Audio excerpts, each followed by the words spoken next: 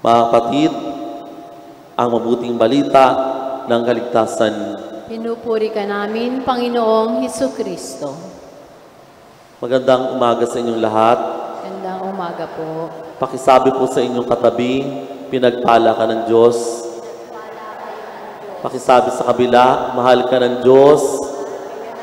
Lahat na nagmamahal sa Panginoon, pwede po ba natin palakpakan ng Panginoon? Ngayon po ay kapistahan ng transfiguration ng pagbabagong anyo ng ating Panginoong Hesukristo. At narinig po natin ngayon sa Gospel ayon kay San Lucas, ang pagbabagong anyo ng Panginoong Hesukristo ay masabi natin na isang kaganapan sa buhay ng ating Panginoong Hesukristo. At ngayon, ang transfiguration, ang ibig sabihin ay metamorphosis sa wikang Grego. Ibig sabihin nito ay change of appearance. At makita natin kung ano ang nangyari sa ating Panginoong Hesukristo sa kanyang pagbabagong anyo.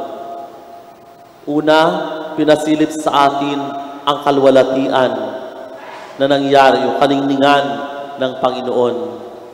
At yung pagpapasilip na ito ng kaningningan o kalwalatian ay merong ding usapin sa kalwalatian na darating. Ibig sabihin, pinatikim sa mga alagad at sa atin ang kalwalatian o kaningningan ng ating Panginoong Hesukristo sa pagbabagong anyo niya. And someday and somehow, ito ay ating mararanasan din sa buhay na makapiling ang Panginoon sa kalwalatian. Amen.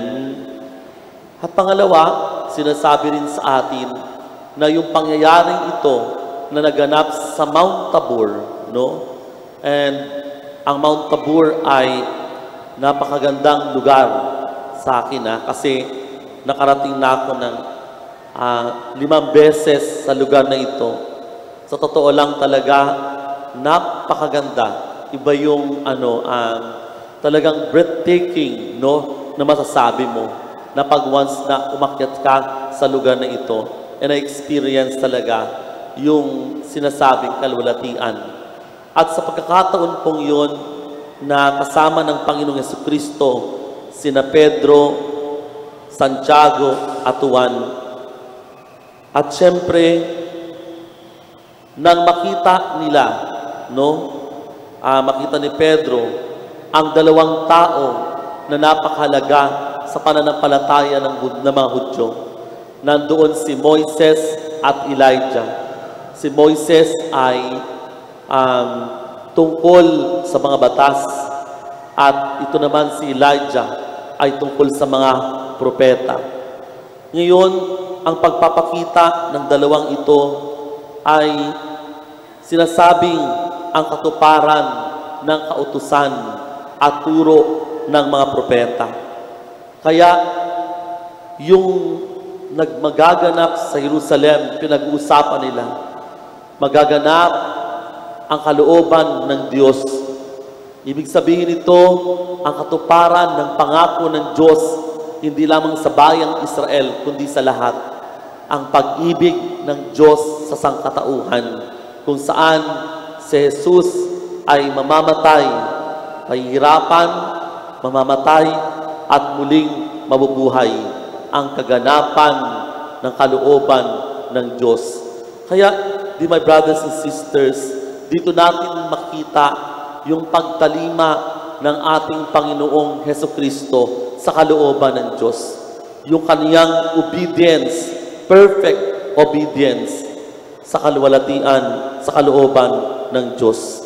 Kaya ang dulot ng lahat ng ito ay masasabi natin, mga kapatid, yung transfiguration ay ang kabutihan ng Diyos sa sangkatauhan.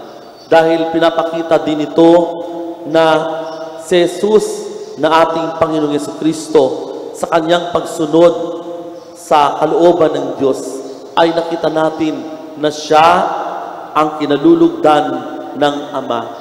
At dahil dyan, nakita natin kay Kristo ang kabutihan, ang pagmamahal ng Diyos, ang habag ng Diyos, ang pagmamalasakit ng Diyos, at higit sa lahat, mga kapatid, sa pagmamahal na ito ay nagdulot din, mga kapatid, sa atin, hindi lamang sa mga apostol ng pagpapalaganap ng kabutihan ng kagandahang loob ng Diyos, kundi sa atin din.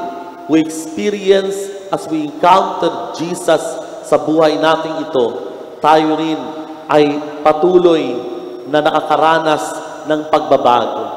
At ngayon, we experience the Lord, special ang kanyang kalwalatian dito sa banal na Eucharistia.